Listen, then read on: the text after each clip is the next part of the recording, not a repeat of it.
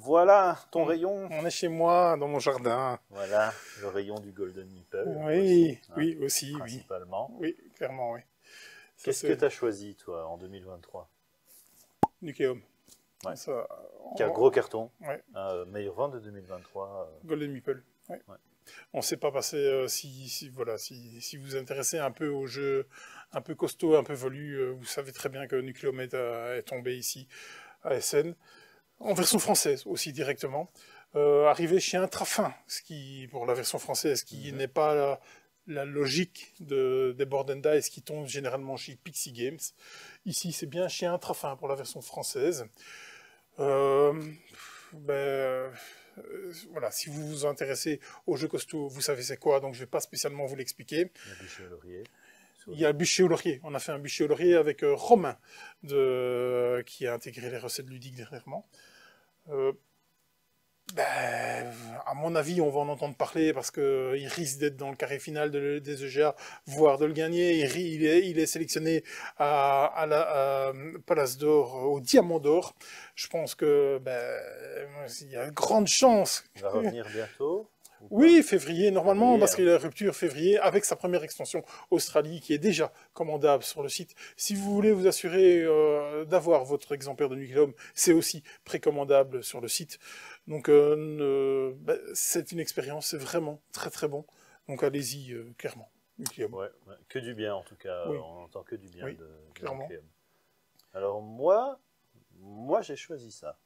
Oui. Comme ça, Terraforming Mars est dans la vidéo. C'est ça. Même si Terraforming Mars, c'est pas mon truc. J'ai choisi ça, Pareil. pourquoi? Parce que c'est une autre version de Terraforming Mars. Oui. C'est une version où il y a toujours le plateau. Oui. Chose qu'on perdait dans Ares. Non, ce qui est mon préféré dans les Terraforming Voilà. Mars. Et Terraforming Mars, ici, c'est plus court. C'est des parties plus accessibles. Plein de dés, une soixantaine de dés dans la boîte. Vous dépensez vos dés pour construire vos cartes. Et puis, le cœur du jeu reste le même. Faire monter la température. Et alors, on a effectivement ce plateau. Du coup, on va mettre les tuiles. Chose qu'on ne fait pas dans Ares, du coup. Très, très, très chouette. Moi, j'ai bien aimé. Pourquoi? Parce que Terraforming Mars de base, pour moi, c'est juste un peu trop. Juste un peu trop pour moi. À la fin de la partie, je me dis, waouh, c'est tout ça pour ça. Et voilà, pour moi, ça, c'était plus accessible pour moi. C'est peut-être pas le meilleur jeu de l'année en expert, mais en tout cas, c'est une bonne réédition de Terraforming Mars avec une nouvelle façon de jouer. Ouais, testé aussi cette année-ci à Vichy. Les saveurs de Terraforming Mars sont là, nettement plus que dans Terraforming Mars Ares, par exemple. Donc ouais, c'est une belle édition, c'est clairement une belle édition. Voilà. On avait un peu peur, on se dit, on recommence Terraforming Mars à un autre format, un peu à la Seven Wonders, encore un autre format, etc. Et puis au final, ça passe. Ouais, ça passe, clairement. Ça passe. Moi, à l'instar de toi qui as triché en coop, moi, je triche un peu aussi. Pourquoi? Parce que la version française de Marrakech est arrivée cette année-ci. Diamant d'Or, Marrakech 2023.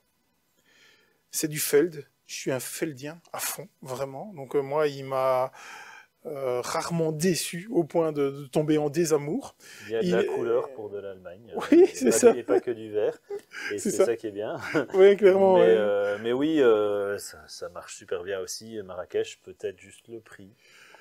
Voilà, on va pas spécialement revenir sur le débat que Queen Games a ouvert, mais c'est très très cher. Une valeur sûre. Ouais, c'est clairement ça. Donc, pas mal d'aficionados de Feld étaient tombés en désamour avec lui. Il a remonté la barre avec Bonfire, et là maintenant, il vient de retaper sur le coup avec Marrakech en disant c'est moi le boss. Et donc, c'est tellement bien Marrakech. Par contre, ça fait peur. Hein. Quand on le voit déplier, il faut une table de à peu près 12 mètres carrés, facile.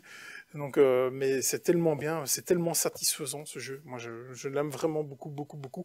Il y a une version solo qui vient d'arriver avec l'extension Camel Nomad, qui est tombée, qui est arrivée toute fin décembre, qui est déjà en rupture. On espère en revoir. Plus du tout. Non, plus du tout. Tout est parti. Oh, on en avait mercredi, on en a plus. Donc. Voilà, c'est fait. Donc, Ben, j'ai très envie de jouer le solo, et c'est parce que le planning est un peu chargé dans les semaines qui viennent, mais sinon, je vais le tester. Aussi, hein, Oui, c'est clair. Il faut prendre le temps pour oui, ça, mais clairement, vraiment, clairement. valeur sûre. Donc, ouais, moi, très content celui-là. Yes. À toi. Alors moi, j'ai pris, on l'a plus, mais c'est pas qu'il est parti tout de suite. Non. Il a fallu trouver son public. Oui. Mais moi, j'aime bien la thématique, c'est Wolves. C'est Wolves. Le clan des loups en français. C'est Wolves. La traduction française, voilà. Alors moi, j'aime bien la thématique du jeu de territoire. On doit prendre des territoires. On a donc un clan de loups qu'on va recevoir, qui vont changer pas grand-chose. Juste la valeur de la tuile de base qu'on a, qui les loups de neige vont dans la neige, etc. Vous avez compris. On va donc prendre ces tuiles qu'on va retourner, et c'est sur ces tuiles qu'on va pouvoir mettre nos petits jetons loups, des très beaux jetons en bois. Et alors, c'est un plateau qui se découvre au fur et à mesure aussi. Ouais. Ça, c'est très chouette. Et on va devoir aller mettre des tanières, mettre des antres et faire de plus en plus de loups. Et aussi convertir les loups des autres. Hein. Donc voilà, puisqu'on a des loups alpha, des plus petits loups, etc. Moi, j'aime bien le thème. C'est peut-être pas non plus le meilleur jeu du monde, mais pour ce qu'il fait, il est efficace. Un jeu de prise de territoire, il n'y en a pas eu tant que ça non plus.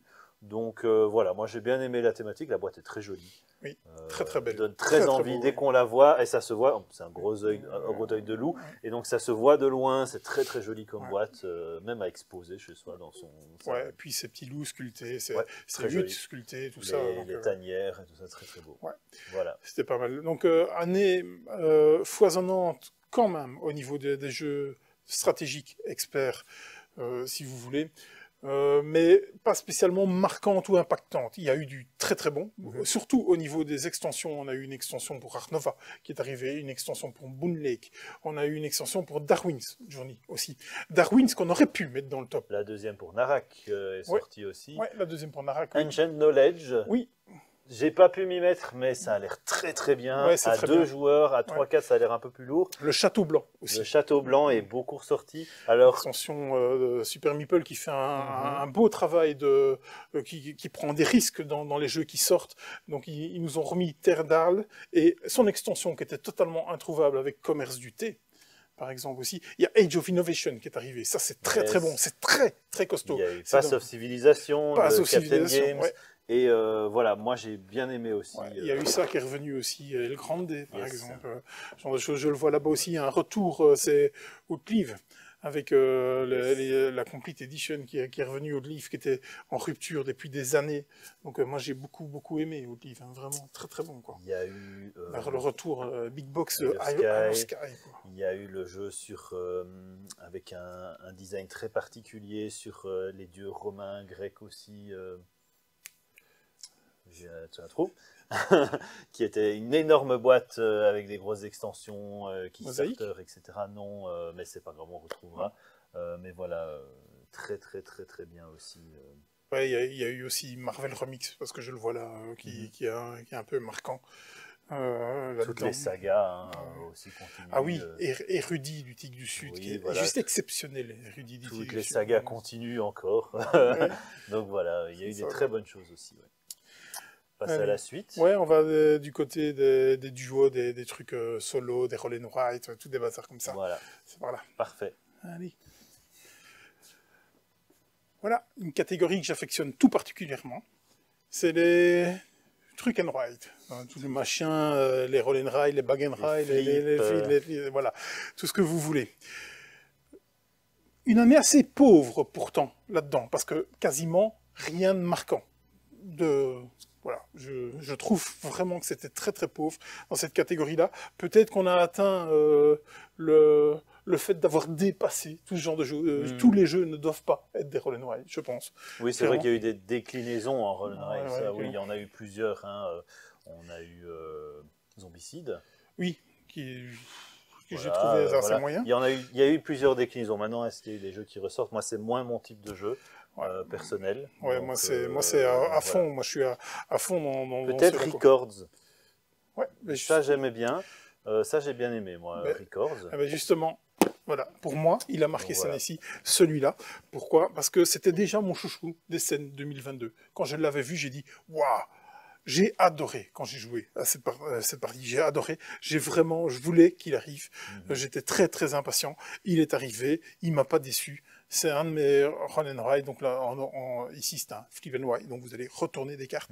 Vous allez créer votre groupe de rock et vous allez donc, mais avec tout ce qu'il y a autour. Les les techniciens, Moi, les c'est la ingé son. thématique qui vraiment. qui j'aime vraiment beaucoup. Venant de tous ces milieux-là, c'est vraiment intéressant.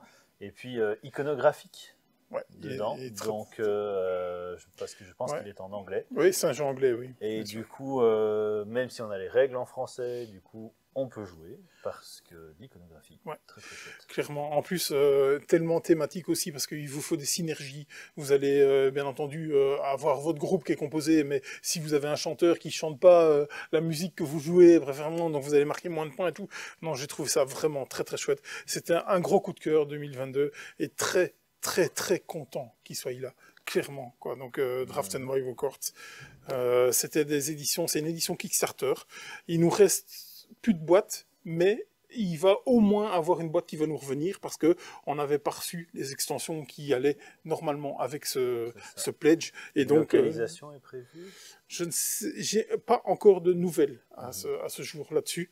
Roll and Ride, thème un peu particulier dans le jeu dans le monde des jeux de société. Est-ce que les gens sont frileux, les maisons d'édition sont frileuses? En tout cas, moi j'ai beaucoup aimé celui-là, vraiment. Et quoi d'autre? Alors, une nouveauté, sans en être une. Oui. C'est l'édition collector de Welcome. Welcome, qui est certainement un des jeux des fers de lance du Flip and Ride, parce que c'est très bien. C'est très très bien. Il est arrivé par plein de versions différentes. Puis ils nous ont fait Welcome to the Moon, qui est vraiment excellent, vraiment.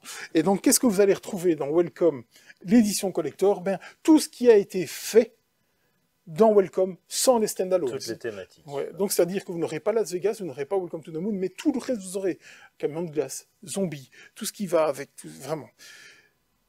C'est super bien ce jeu. Ça fonctionne du tonnerre de Dieu. Vous avez des artworks totalement exclusifs à la boîte là-dedans. Je pense qu'il y a une mini-extension aussi qui est exclusive à la boîte, qui est collector, d'après ce qu'ils disent. Et donc... Ouais, c'est des jeux que chaque fois que je viens travailler, je regarde, je fais... Oui, je sais, t'es là. Je sais qu'il faut que je m'y mette. Je sais. Et donc voilà, non, ça a l'air excessivement bien. Moi, qui joue très peu à ce genre de jeu-là, c'est un jeu qui me fait beaucoup d'œil. Parce que tu joues en solo ou à 2 ou 3, enfin, c'est vraiment trop bien. Et donc, qu'est-ce qu'on aurait pu sortir d'autre cette année-ci? Mais pas énormément de choses Non, qui auraient pu. Pas tant de choses que ça. Il y a celui-là qui sort du lot, que j'ai joué très dernièrement, c'est Motor City. Je suis déjà un grand fan de tout ce qui s'était fait avant. Il y a eu Three Sisters juste avant, que j'ai bien aimé, mais il y a eu surtout l'exceptionnel Fleet Dice Game. Donc bien entendu, on est en 2023, il n'est pas sorti en 2023. Et donc Motor City, j'ai joué, et c'est vraiment bien aussi, clairement. Donc... Excellent. Oui, voilà. Un peu pauvre cette catégorie cette année-ci. Mais bon. Mais c'est pas non plus la catégorie qui a le plus de sorties sur l'année non plus.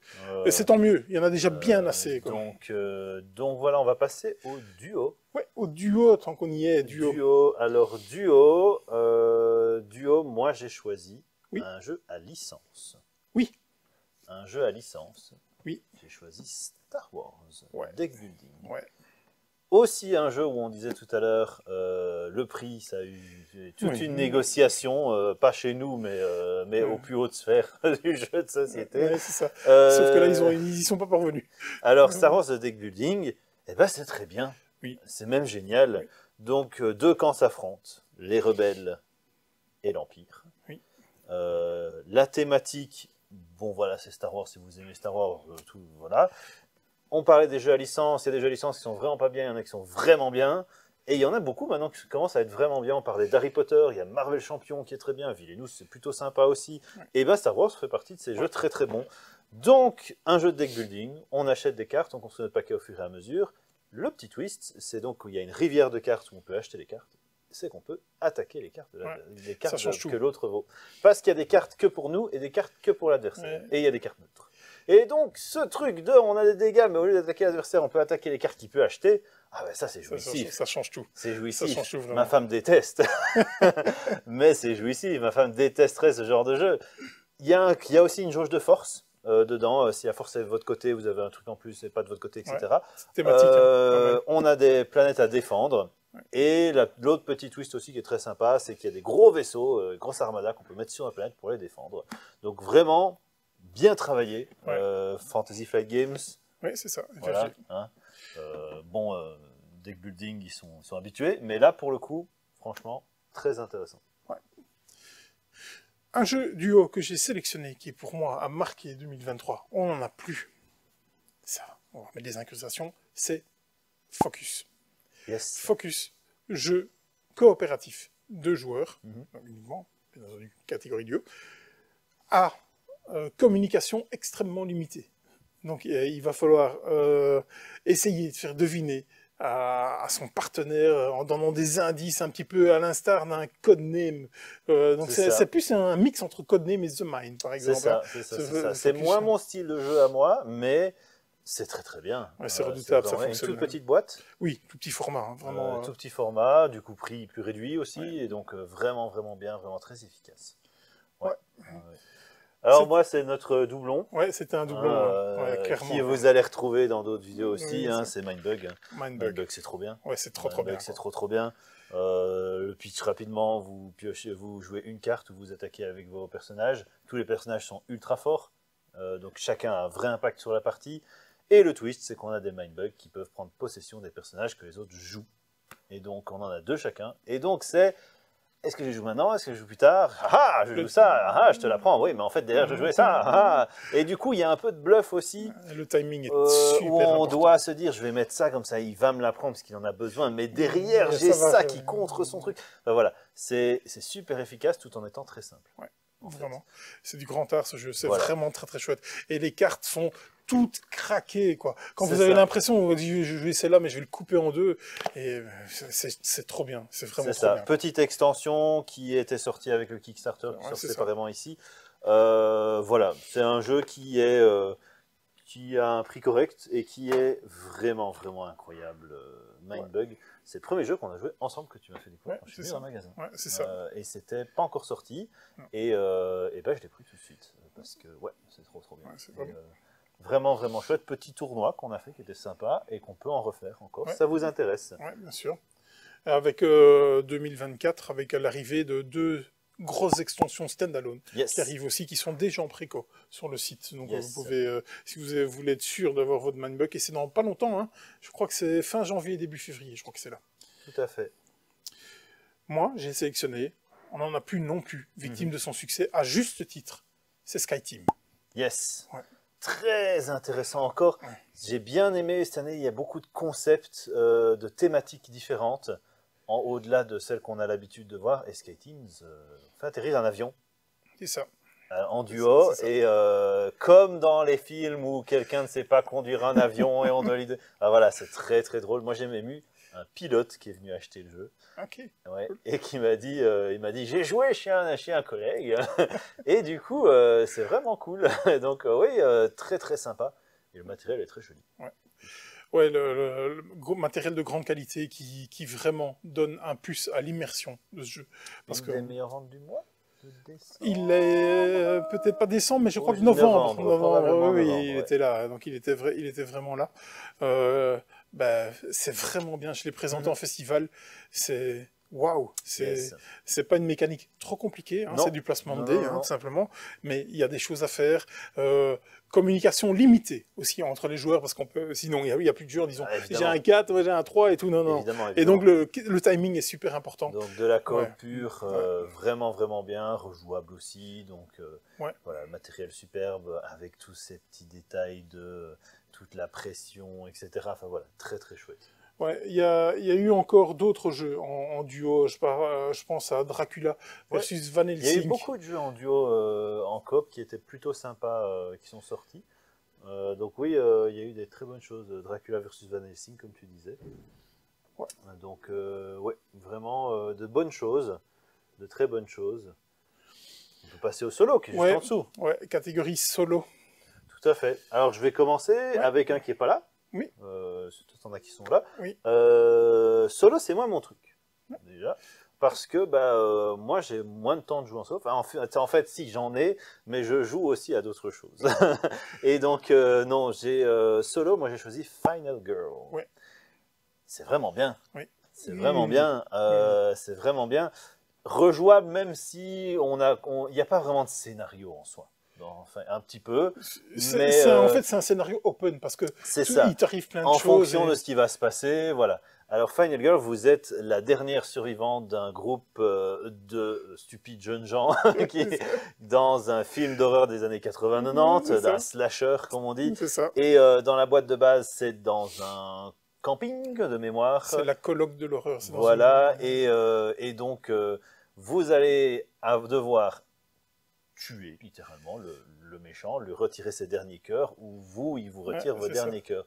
Et pour ça, il y a plein de manières différentes. Vous allez avoir des objets que vous allez pouvoir acheter.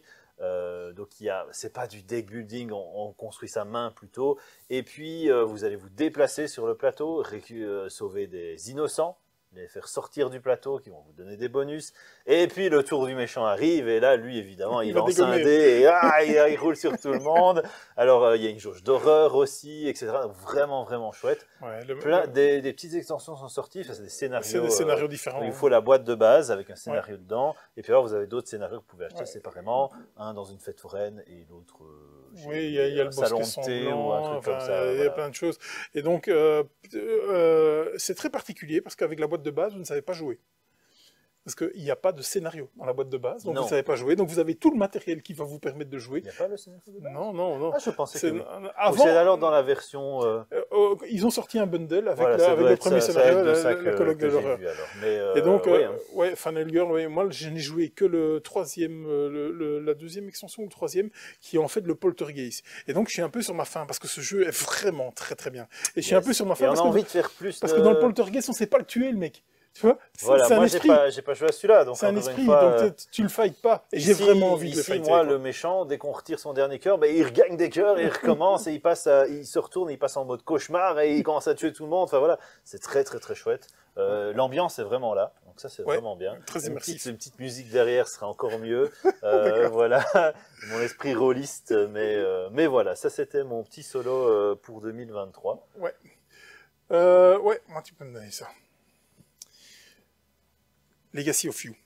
Je suis déjà client de tout ce que fait Sean Phillips et avec toutes ces séries qu'il en a fait des moins bonnes et des meilleures, mais franchement vous avez un mur d'Adrien qui vient aussi de chez lui, j'adore, mais ça, Legacy of You, jeu à campagne, donc on est sur un Legacy totalement non destructeur, et quand vous avez terminé la campagne, vous n'aurez vu que 60% du jeu, c'est à dire que si vous le refaites, vous allez avoir des situations qui font que vous allez voir des cartes apparaître que vous ne connaîtrez pas. J'ai vraiment adoré, franchement. J'ai fait ma première partie, je me suis fait déchirer par le jeu. Après, j'ai un peu capté comment ça se passait et j'ai un peu roulé sur le jeu. Mais franchement, l'expérience était là. C'est vraiment très, très bon. Legacy of You. C'est du grand art qu'il nous a fait là. Je vais pas en dire de trop parce qu'il y a des risques de spoil, parce que vous allez avoir, en fonction de la finalité de votre mission, vous allez tirer des cartes au sort qui vont vous modifier un tout petit peu le gameplay, mais il y a des ennemis qui vont venir plus forts, ce genre de choses. Vous verrez bien. Franchement, Legacy of You, très bonne campagne solo. C'est un des rares jeux que j'ai terminé les campagnes. C'est vraiment, parce que généralement, je commence une ou deux campagnes, puis je passe à autre chose. Notre métier dit, tu dois jouer, eh bien, on joue. Mais là, j'ai terminé, j'ai dévoré la campagne. C'était ça. T'en as plus d'autres, 3 ans? Si, c'est Ayla et le secret de la montagne, et l'étoile de la montagne. Le secret de la montagne. Le secret de la montagne. Oui. Alors, Ayla, le secret de la montagne, c'est très chouette, c'est très joli. C'est tout pipou. Oui. C'est tout pipou, mais pas trop pour les pipous. Parce qu'il y a 2-3 scènes, sans rien dire du jeu. Il y a 2-3 scènes qui peuvent être un jeu à campagne complet. Rejouable, pas destructible non plus. Rejouable, pourquoi? Parce qu'il y a plusieurs fins. Oui. Il y a plusieurs fins, C'est un peu ce un qui livre donne dont- envie de rejouer au jeu. Un petit peu un livre dont on est le héros. C'est donc, ça. Moi, c'était mon seul. Je me suis dit, ah, mais j'aurais bien aimé en livre ce truc-là, en fait, parce que moi, je suis amateur de ce genre de livre-là. Et du coup, évidemment, vous allez tirer des cartes. C'est un jeu avec beaucoup de cartes, beaucoup de cartes. Vous allez tirer des cartes qui vont vous donner des situations, qui vont vous dire allez à telle carte, qui va vous dire d'aller à telle carte, d'aller à telle carte, d'aller à telle carte. Et puis, il faut choisir. Il y aura des choix.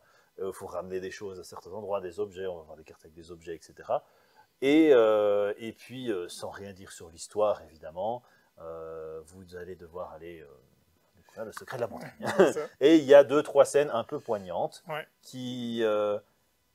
c'est pas non plus un renversement de situation total, mais voilà, il y a 2-3 scènes un peu poignantes, c'est pour ça que c'est pas pour les enfants. C'est ça. Mais c'est tout pipou, c'est tout joli.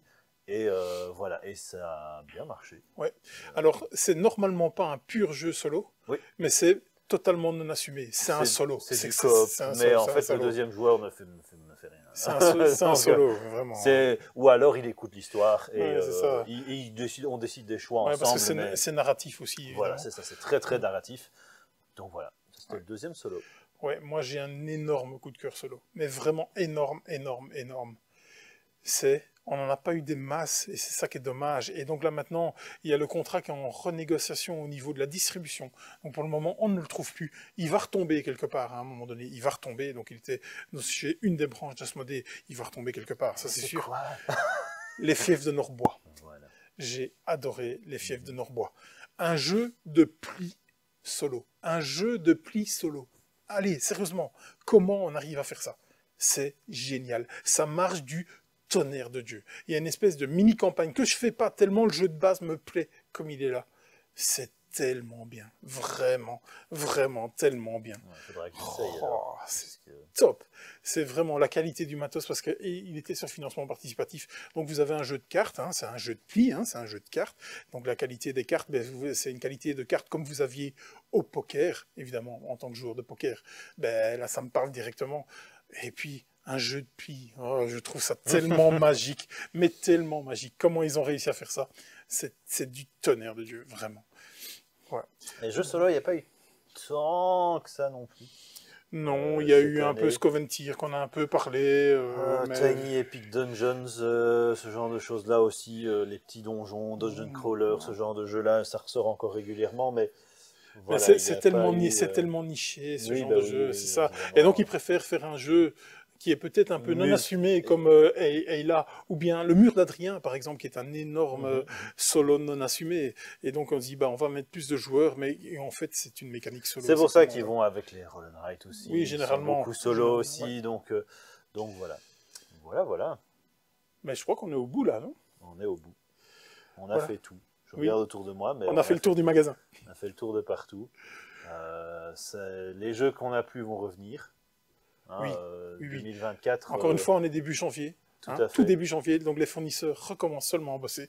Donc on va réachander les sorties étaient plus légères, bien qu'il y ait des belles sorties fin d'année. Dans nos 2 vidéos, on en a parlé. Mais voilà, encore une fois, fin d'année, c'est souvent un peu plus léger de ce côté-là. Et puis voilà, 2024, on peut avoir des belles choses. Clairement. Merci beaucoup de nous suivre, vraiment, ça nous fait plaisir. Merci à toi, Samuel, de faire partie de l'équipe de Ludicorner. Avec plaisir. On vous dit à bientôt. Yes. Salut. À bientôt.